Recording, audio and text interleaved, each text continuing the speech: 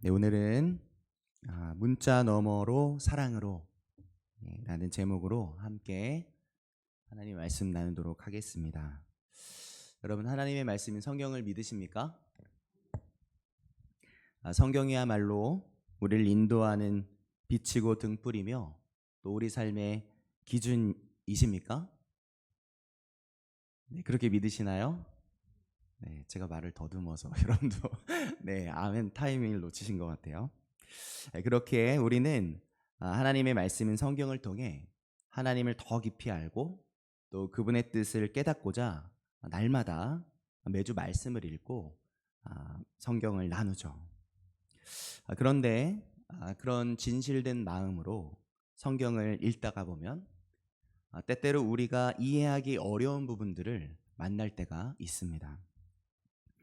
어떤 구절은 우리가 사는 이 시대와 맞지 않는 것처럼 보이기도 하고 또 어떤 말씀은 도무지 우리의 현실에서 적용하기 어려운 말씀도 있다는 것을 발견하게 됩니다. 그런 상황 앞에서 어떤 분들은 성경은 그냥 있는 그대로 믿어야 되는 거야. 그냥 읽어. 안 믿겨도 그냥 읽고 그냥 믿어. 이렇게 쉽게 말씀하시기도 하죠. 그러나 성경이 쓰여질 당시의 시대적인 상황, 그 당시를 살아냈던 사람들이 가지고 있었던 생각과 이해와 세계관이 오늘날 21세기를 살고 있는 우리들에게 또 이스라엘 땅이 아니라 이 대한민국이라는 땅 위에 살아가고 있는 우리들의 상황과 똑같지 않고 다를 수밖에 없다는 것을 우리가 생각해 볼 수 있다면 우리는 그냥 쉽게 또 무분별하게 성경 속에 있는 구절들을 문자 그대로 가지고 와서 뭉뚱그리고 때론 눈을 감고 또 고민하기 이해하기를 멈추면서 마구 적용할 수 없다는 것을 깨닫게 되는 것이죠. 그럼 우리는 하나님의 말씀을 어떻게 읽어야 할까요? 오늘은 성경을 읽는 방법 중에 두 가지 큰 방식을 함께 나누면서 오늘 이 말씀을 나에게 들려오는 살아있는 말씀으로 듣고 실천하는 길을 함께 고민해 보려고 합니다. 여러분, 먼저 질문을 하나 하려고 합니다. 혹시 성경을 읽다가 야, 이거를 진짜로 이렇게 실천해야 되나? 라고 혹시 고민해 본 적 있으신가요? 있으신 분? 네, 한 두 분 정도 계신 거. 나는 없다. 난 다 그렇게 지키고 그렇게 다 할 수 있을 것 같다. 나머지 분들은 둘 다 이렇게 그렇기도 하고 아닌 것 같기도 하신가요? 네. 고민이 없으셨던 분들을 위해서 한 가지 예를 들어드리자면 레위기 19장 19절에서는 이렇게 말을 합니다. 레위기 19장 19절 같이 한번 읽어보도록 하겠습니다. 중간부터 준비해 왔는데 앞에 화면에 있습니다. 내 밭에 두 종자를 섞어 뿌리지 말며 두 재료로 직조한 옷을 입지 말며. 네, 두 재료로 직조한 옷을 입지 말아라 라고 레위기 19장 19절에서 말합니다. 다시 말해서 서로 다른 재료로 같이 짜여진 옷을 입지 말라는 말씀이 레위기 19장 19절에 있는 거죠. 만약에 이 레위기 19장 19절에 쓰여진 말씀대로 이 성경에 쓰여진 문자 그대로를 오늘 우리들에게 가져와서 적용해야만 한다면 어떻게 해야 할까요? 그럼 우리가 입고 있는 옷 중에 혼합 섬유로 만들어진 것은 어떻게 해야 되죠? 얼른 네. 얼른 벗어야겠죠? 안 그러면 어떻게 되는 거죠? 성경에 있는 말씀 그대로 행하는 사람이 아니게 되는 거잖아요. 그렇죠? 두 재료로 직조한 옷을 입지 말라고 하셨는데 입고 있으니까 말이죠. 하나님의 말씀을 거역한 사람이 되는 겁니다. 여러분 한번 지켜보시겠습니까? 이 말씀 지금? 네, 만약에 제가 이 레위기 말씀을 읽고 성경의 문자 그대로 순종해야 한다라고 제가 외치려고 한다면 저는 지금 제가 입고 있는 정장, 이 혼합 섬유로 만들어진 정장을 어떻게 해야 하는 거죠? 벗어야 하겠죠. 혼합 섬유 금지. 그게 하나님의 뜻이라면 저는 어떻게 해야 하는 거죠? 정장 자켓만 벗으면 될까요? 넥타이도 예, 모양이 막 예쁘게 짜여져 있잖아요. 예, 요것도 풀러야 될 것 같고, 그리고 바지도 얼른 벗어야 됩니다. 면 100%인 속옷만 달랑 입고 설교를 해야 될지도 모르죠. 예, 생각만 해도 부끄럽죠. 그렇습니다. 우리는 이 하나님의 말씀을 읽으면서 성경을 문자 그대로 가져오는 것이 맞는 것인지, 아니면은 이 부분은 성경 속의 맥락과 당시의 시대적인 배경을 고려하면서 이 본문의 의미를 파악해야 하는 것인지를 고민해야 합니다. 이렇게 성경 읽는 방식에는 크게 두 가지 방식이 있는데, 먼저는 앞서 말씀드린 것처럼 문자 그대로를 가져오는 방법, 문자주의적인 읽기 방법이 있습니다. 문자주의적인 성경 해석이죠.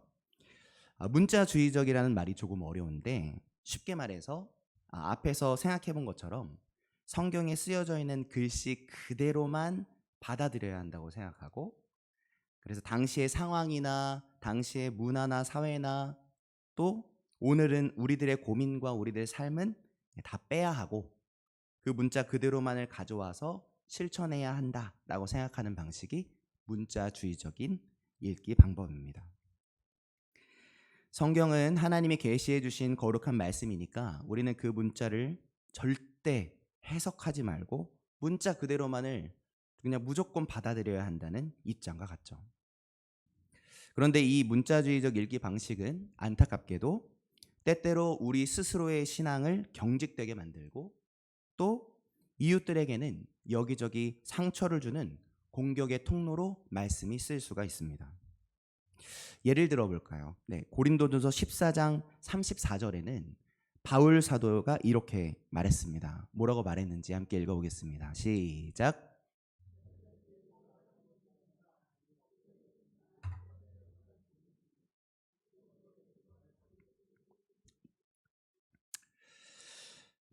이 부분을 읽는 이 남자들은 이렇게 할 수 있겠지만, 혹시 여성분들이라면 이 말씀을 듣고 맞아, 아멘, 이렇게 기쁘게 아멘 하실 수 없을 것 같습니다.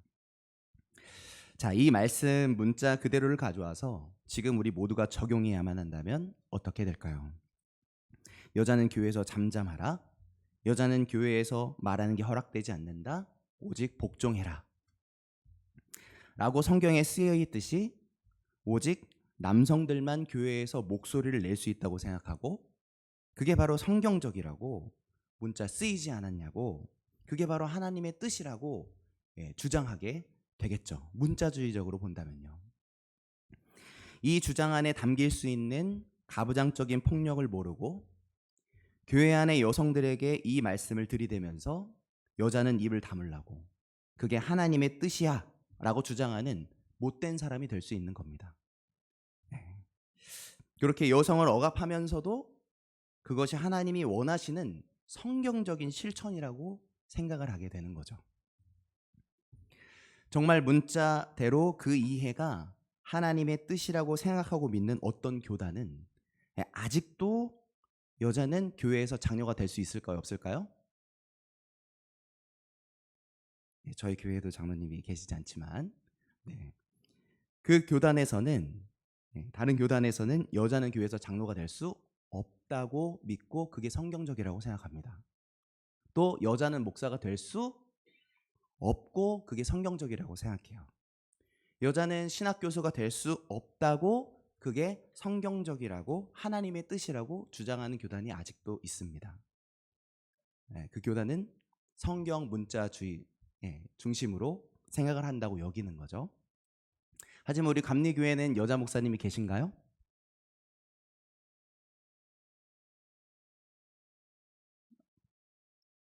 저희 교회에는 없지만 우리 감리교회에는 여자 목사님이 있습니다. 있고요. 그리고 여자 교수도 있어요. 그리고 저희 교회는 없지만 다른 교회 여자 장로님이 있으십니다. 자, 이렇게 글씨 그대로를 읽는 문자주의적인 읽기와는 또 다른 읽기 방식이 있습니다.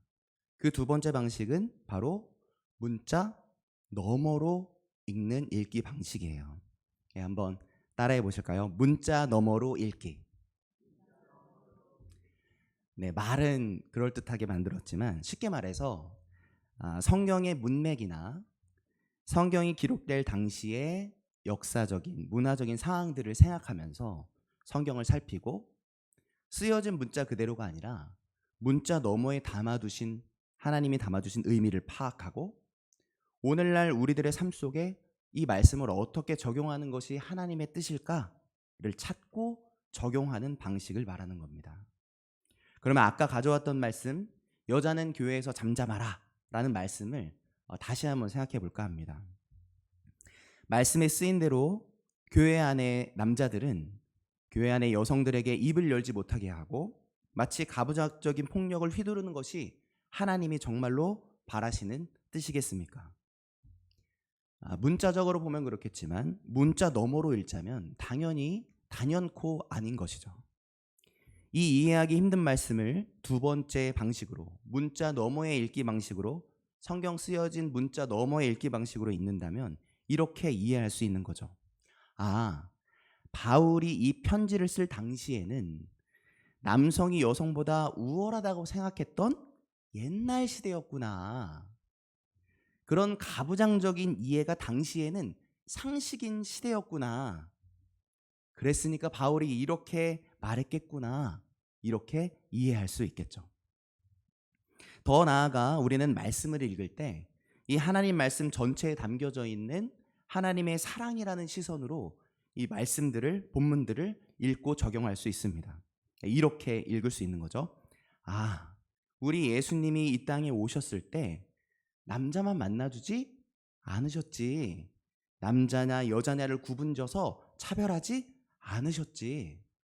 당시에 자격 없다 여겨진 아이도 과부도 병자들도 죄인들도 만나주셨고 그들과 함께 식사하셨고 그들과 함께 계셨고 그들 모두를 하나님의 사랑 안으로 품어주신 분이시지. 이렇게 바라볼 수 있는 것이죠.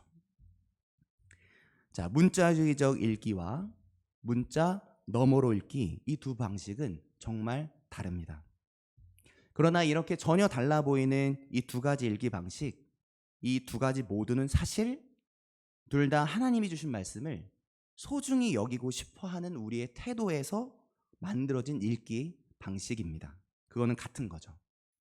쓰여진 문자 그대로를 보느냐 아니면 쓰여진 이 문자의 상황과 시대를 생각하며 읽느냐의 차이지만 사실은 둘 다 하나님의 뜻대로 어떻게 하면 살아낼 수 있을까를 고민하면서 각자 취한 성경 읽는 방식인 거죠. 그러나 하나님의 말씀을 읽고 그것을 우리에게, 우리의 삶과 우리의 행동에 적용해내는 방식이 혹시 이 말씀으로 누군가를 배제하거나 혹시 이 말씀으로 누군가에게 폭력을 휘두르거나 혹시 분열하게 만드는 읽기 방식이 된다면 이제는 그 방식을 우리는 넘어서야 하는 것이죠. 예수님이 자신의 생명으로 막혀진 휘장을 찢어서 하나님과 우리 사이에 가로막힌 담을 허물고 친밀한 사랑의 관계로 넘어서도록 만들어주셨던 것처럼 우리도 옛 고정관념, 남자가 여자보다 우월하다는 가부정적인 생각, 그렇게 나와 너 사이를 나누고 나의 정답으로 다른 너를 공격하고 못 살게 구는 것이 하나님의 뜻이라고 여기는 그 막혀진 휘장을 찢어서 사랑으로 연결짓는 통로로 나아가야 하는 것이죠. 그 사랑으로 연결져야 함을 잘 알았던 사도 요한은 요한일서에서 이렇게 말합니다. 요한일서 3장 14절부터 15절인데요. 같이 한번 읽어보도록 하겠습니다. 우리는 형제를 사랑함으로 사망에서 옮겨 생명으로 들어간 줄을 알거니와 사랑하지 아니하는 자는 사망에 머물러 있느니라. 다음이요. 그 형제를 미워하는 자마다 살인하는 자니 살인하는 자마다 영생이 그 속에 거하지 아니하는 것을 너희가 아는 바라. 아멘. 자, 그러면 우리 예수님은 이 하나님의 말씀을 어떻게 읽고 어떻게 적용하셨을까요? 우리 예수님은 그 당시에 아주 오랫동안 그리고 열심히 하나님을 믿고 따랐던 사람들의 성경 읽는 방식과는 무언가 달랐습니다. 성경을 문자적으로 받아들여야 한다고 생각했던 율법 교사들이나 바리새인들이 주장하고 행동하는 것과 무언가 달라도 너무 크게 달랐죠. 분명 똑같은 말씀을 읽었으나 그 말씀을 가지고 가르치시고 선언하는 내용은 그들과 너무나도 달랐습니다. 어떻게 달랐죠?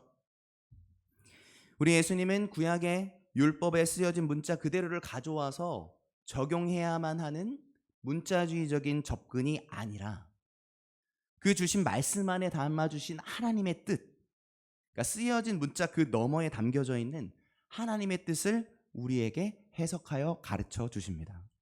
함께 그 예수님의 목소리를 들어보겠습니다. 마태복음 5장 21절부터 22절을 함께 읽어보도록 하겠습니다.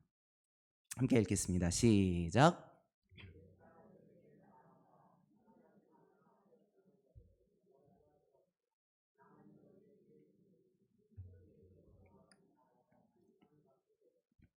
아멘. 자, 예수님이 살인하지 말라라는 구약의 말씀을 가지고 오셨죠. 그런데 그 말씀 그대로만 가지고 오시고 그것을 가르치고 끝내셨나요? 아닙니다. 살인하지 말라 하는 것을 너희가 들었으나 라고 하시죠. 그 쓰여진 문자 너머에 하나님의 뜻이 담겨져 있다고 말씀하시는 겁니다. 그게 뭐라고 하신 거죠? 성경에는 너희가 보듯이 살인하지 말라라고 쓰여 있지만 그렇지만 이라고 하면서 이어서 이렇게 말씀하시는 거죠. 나는 너희에게 이르노니 형제에게 노하는 자마다 심판을 받게 되고 라고 하십니다. 우리 예수님은 성경에 쓰여진 살인하지 말라라는 그 문자적인 규정을 단순히 가져오시는 것을 넘어서 그렇게 쓰여진 문자 너머에 담겨진 하나님의 마음, 즉 누군가를 살인하는 것만 죄로 생각하고 피할 것이 아니라 우리 안에 다른 사람들을 향한 분노와 미움도 내 사랑하는 형제에게 쏟지 않는 것이 바로 우리를 향한 하나님의 바라심이라는 것을 가르쳐주고 계시는 것이죠. 우리 예수님도 문자주의적인 읽기가 아니라 그 말씀에 쓰인 글씨 너머에 담긴 하나님의 마음을 찾고 그 의미를 찾아 가르쳐 주시면서 그 말씀을 듣는 청중들이 하나님의 진심을 발견하게 하고 더 깊고 더 넓게 말씀을 적용하게 하는 방식, 즉 문자 너머의 읽기, 즉 사랑으로 연결짓는 읽기 방식으로 하나님의 뜻을 전달해주고 계시는 것이죠. 자, 한 가지를 더 생각해 보겠습니다. 마태복음 12장에서는 예수님이 손 마른 사람의 병을 고쳐주시죠. 그런데 공교롭게도 그날이 언제였을까요? 네, 아시는 것처럼 당시 하나님을 열심히 믿던 사람들은 병을 고치는 행동을 하면 절대로 안 된다고 믿었던 안식일이었죠. 문자주의적 읽기로 성경을 본다면 안식일에는 쉬어야 한다라고 구약에 쓰여 있으니 예수님은 문자 그대로라면 안식일에는 절대 아무 일도 하면 안 되시는 겁니다. 그런데 예수님은 바로 그날 성경은 쉬라고 가만히 있으라고 쓰여져 있는 그날 그 안식일 날 예수님이 병든 이의 손을 마른 손을 고쳐주시죠. 이거는 당시 율법교사나 바리새인들이 정말로 이해할 수 없고 놀래 자빠질 일이었을 겁니다. 왜냐하면 쓰여진 문자 그대로라면 이 안식일의 병자를 고치는 이 예수님의 행동은 문자적인 읽기로는 말씀에 쓰여진 내용과 정면 충돌하는 사건처럼 보였을 테니까 그렇습니다. 오죽하면 안식일에 병든 사람을 고치시는 그 예수님을 보고서 이렇게 바로 생각할 정도였죠. 마태복음 12장 14절에 이렇게 말합니다. 바리새인들이 나가서 어떻게 하여 예수를 죽일까 논의하거늘. 감히 하나님이 쉬라고 하신 안식일에 병자를 고쳐 저 말씀을 거역하는 자, 하나님의 말씀을 거역하는 자, 이 신성 모독하는 자를 어서 죽이자. 어떻게 죽여야 되냐? 이렇게 생각했던 거죠. 안식일에 쉬라고 쓰여진 그 말씀 그대로 안 따르고 쉬어야 할 그 안식일에 병을 고쳐주신, 그들의 시각으로 보자면 말씀을 어겨버리신 그 예수님을 정말 눈에 힘껏 힘을 주고 째려보고 있는 그 바리새인들과 율법 교사들을 향해서 예수님이 이렇게 설명해 주시죠. 마가복음 2장 27절입니다. 예수님이 이렇게 말씀하시죠. 안식일이 사람을 위해 있는 것이지 사람이 안식일을 위해 있는 것이 아니다. 뭐라고 말씀해 주신 겁니까? 하나님이 안식일을 주신 그 뜻을 다시 해석해서 안식일은 바로 사람들을 위해 세우신 날임을 가르쳐 주고 계신 거죠. 여러분, 하나님은 인간이 아니시잖아요. 하나님이 쉬셔야 회복됩니까? 사람이 쉬셔야 회복되죠. 그럼 하나님이 쉬실 필요가 있습니까? 하나님은 안 쉬셔도 돼요. 그렇죠? 하나님이 쉬실 필요가 없잖아요. 졸지도 않으시고 주무시지도 않으시는 분이기에 안식일은 사람이 아니라 바로 쉼이 필요한 우리들을 위한 하나님의 선물 같은 날이라는 것입니다. 마지막 한 가지만 더 생각해 보려 합니다. 이번에는 초대교회 사도들 이야기입니다. 오늘 함께 읽은 본문에 나온 이야기죠. 초대교회가 세워지는 당시 처음으로 이방인들이 예수님을 믿기 시작합니다. 그때 제자들 사이에 엄청나게 큰 논쟁이 있었습니다. 어떤 논쟁이었냐? 이 이방인들이 할례를 받아야 하는 것인가 아닌가 하는 문제였습니다. 이게 심각했던 이유는 당시 유대인들은 할례를 받는 것을 구원의 필수 요소로 여겼기 때문이죠. 할례를 받은 사람만 하나님의 백성이 되고 구원을 받는다는 그들의 생각은 정말로 하나님 말씀 속에 있는 쓰여진 문자 그대로였습니다. 창세기 17장 14절을 같이 읽어보도록 하겠습니다. 시작.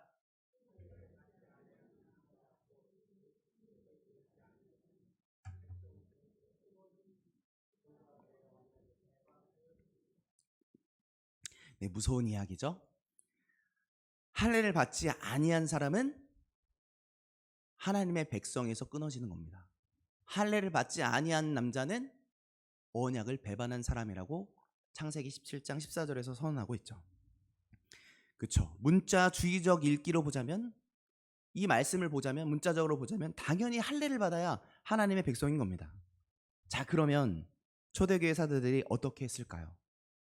이 창세기의 말씀을 그대로 가져와서, 야, 이방인들, 너희는 할례 안 받았잖아. 하나님의 백성이 될 수 없어. 왜냐? 성경에 그렇게 쓰여져 있거든. 이라고 선언했을까요? 아닙니다. 초대교회 사도들은 성령님께서 이방인들에게도 임하셨는데 우리가 할례를 강요하는 것이 맞겠는가라는 고민과 질문을 던졌고, 결국 신앙의 본질은 외적인 율법 준수가 아니라 예수 그리스도의 사랑을 품는 믿음, 예수 그리스도를 믿는 믿음이구나라는 결론을 도출하게 되죠. 뭐죠? 문자주의적 읽기가 아니라 문자 너머의 읽기였던 겁니다. 그래서 이들이 어떻게 했을까요? 초대교회 사도들은 기도와 논의를 통해 이런 결론을 내리는 겁니다. 이방인들은 율법의 행위가 아니라 믿음으로 구원을 받는다. 탕탕탕. 여러분, 할렐루야이십니까? 여러분, 이거는 정말 할렐루야 소리쳐야 할 선언입니다. 왜죠? 이런 초대교회 사도들이 문자주의적으로 넘어선 그 이해와 고민과 논의 덕분에, 문자 너머의 읽기, 사랑으로 연결짓는 이해 덕분에 그들과 수도 없이 멀리 떨어져 살고 있는 동방의 이방인들, 우리 대한민국, 이 만수교에 모인 이스라엘 백성이 아닌 한국 백성인 이방인인 우리들도 예수님을 믿음으로 구원을 받습니다라는 감격의 고백을 함께 고백할 수 있게 된 것이죠. 그러니 할렐루야죠. 오늘 우리들도 이와 같이 한 걸음 더 걸어내야 합니다.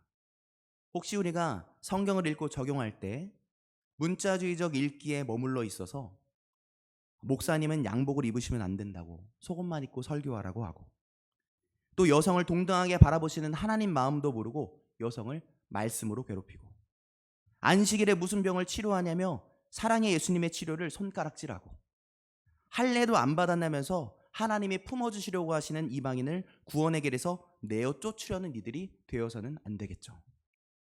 이제는 문자주의적인 이해를 넘어 문자 너머에 담긴 하나님의 마음, 하나님의 사랑을 찾고 이해하고 적용하는 문자 너머로 읽기, 사랑으로 연결짓는 읽기 방식으로 성경을 읽고 적용해야 하는 우리가 되어야 합니다. 자, 오늘 우리는 성경을 읽는 두 가지 방식, 문자주의적인 읽기와 문자 너머로 읽기를 함께 살펴봤습니다. 또 예수님과 초대교회 사도들이 어떻게 성경을 해석했는지도 함께 살펴봤습니다. 이제 우리 차례이죠. 우리는 오늘 성경을 어떻게 읽고 어떻게 적용해 가시겠습니까? 우리도 성경을 문자 그대로 받아들이는 그 수준을 넘어서 성경의 맥락과 그 당시의 문화와 사회, 또 그 속에 담긴 하나님의 마음을, 그 메시지를 더 깊이 이해하실 수 있게 되시길 예수님의 이름으로 축복합니다. 경직되고 배타적인 신앙에 머물지 말고 한 걸음 더 걸어내서 우리 예수님처럼, 초대교회 사도들처럼 우리를 향한 하나님의 마음을 더 궁금해하고 그것을 고민하고 함께 찾고 함께 읽고 적용하는 문자 너머의 읽기, 사랑으로 연결짓는 읽기로 나아가실 수 있는 저와 여러분 되시길 바랍니다. 사랑으로 연결지으시려는 하나님의 그 더 깊은 관계 속에서 세상 안에서 하나님의 사랑의 빛을 비추고 세상 속에서 썩지 않은 소금과 같은 그리스도인들로 성장해 나아가시길, 하나님의 말씀이 우리의 삶 속에서 되살아나서 놀라운 역사로, 사랑의 역사로 이어질 수 있도록 문자 넘어 사랑으로 연결짓는 이해로 나아갈 수 있는 우리 만수교의 모든 성도님들 다 되어주시길 예수님의 이름으로 축복합니다. 아멘. 기도하시겠습니다. 하나님 감사합니다. 오늘도 저희들을 부르시고 어떻게 하나님의 말씀을 읽고 적용해야 하는지, 이해할 수 없는 본문 앞에서 우리가 어떻게 해야 할지를 고민하게 하시고 나누게 하시니 감사드립니다. 하나님, 하나님의 지혜를 저희들에게 허락하여 주시옵소서. 쓰여진 문자에 갇혀서 다른 일을 못 살게 구는 어리석은 자 되지 않게 이끄시고 사랑으로 연결시켜 주신 주님처럼, 또 초대교회 제자들처럼 저희들도 사랑으로 이해하고 사랑으로 서로를 연결질 수 있는 사람들 될 수 있도록 인도하여 주시옵소서. 우리가 서로 사랑할 때 세상이 주님을 보신다고 하셨는데, 이 자리에 모인 모든 이들이 사랑함으로 온 세상이 사랑의 주님을 보게 하는 놀라운 사람들 될 수 있도록 인도하여 주시옵소서. 그렇게 이끌어 주실 주님을 기대하며 나아갑니다. 감사드리며 예수 그리스도의 이름으로 기도합니다. 아멘.